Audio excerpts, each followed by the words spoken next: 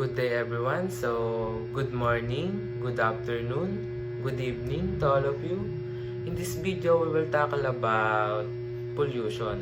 But first of all, I would like to introduce myself first. My name is Jun Ernti Pascua. I am freshman student at Baliwag Polytechnic College. And I want to talk about something that affects each and every one of us, pollution. Because it's not just a problem for distant lands or future generation. It's pressing crisis that we're facing right now in our own communities. And let's define first what is pollution. It refers to the presence of substances and heat in environmental media, air, water, land, whose nature, location, or quantity produces undesirable environmental effect. So, imagine waking up to the world where the air is clean, the water is pure, and our natural landscapes thrive. But now, contrast with that reality, many of us face smog-filled skies, littered parks, and polluted rivers. This is stark difference, isn't it? This isn't just an environmental issue. It's about our health, our economy, our quality of life. And pollution has widespread consequences on human and environmental health, having systematic impact on social and economic system. And based in my research, every year, millions of tons of waste are dumped into our ocean, and billions of pounds of carbon dioxide are released into the atmosphere. And we have 5 types of pollution: air pollution, water pollution, light pollution, noise pollution, plastic pollution. First one is air pollution. It refers to any physical, chemical, or biological change in the air. It is the contamination of air by harmful gases, dust, and smoke which affects plants, animals, and human drastically. And according to the World Health Organization, air pollution is responsible for approximately 7 million deaths worldwide each year. And second, water pollution. Water pollution is critical issue impacting ecosystem and human health worldwide. It refers to the contamination of water bodies such as rivers, lakes, and oceans resulting from harmful substances. And third one is light pollution. It disrupts ecosystem and poses a serious threat to wildlife. Nocturnal animals such as birds, bats, and insects rely on darkness to navigate, hunt, and mate. And fourth one, noise pollution. Noise pollution is unwanted sounds that can affect animal and human behavior. Not all noise is pollution. The WHO classifies noise above 65 dB as pollution. The noise record citywide is divided into 4 zones: commercial, residential, industrial, and silent. And the last one, plastic pollution. It is a major environmental issue that affects not only our ocean but also our land, air, and wildlife. In response, governments, organizations, and individuals are taking action to reduce plastic pollution and promote sustainable solution. And these 5 types of pollution is pressing issue that affects our health, environment, and future. It causes respiratory diseases, heart problems, and can lead to premature death. And also beyond health, it harms wildlife, damage ecosystem, and contribute to climate change, which threatens our planet future.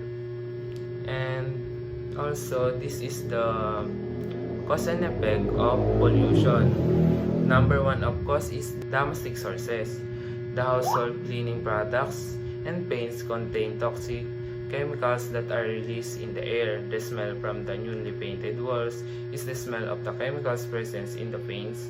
It's not only pollutes the air but also affects breathing. And second one, automobiles. These are the major sources of greenhouse gases and also result in diseases among individuals.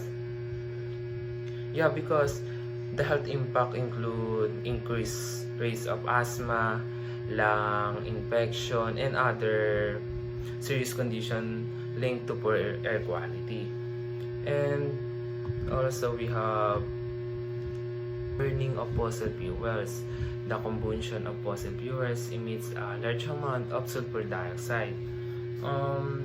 Burning of fossil fuels such as oil, coal, and natural gas releases various pollutants into the atmosphere, one of which is sulfur dioxide.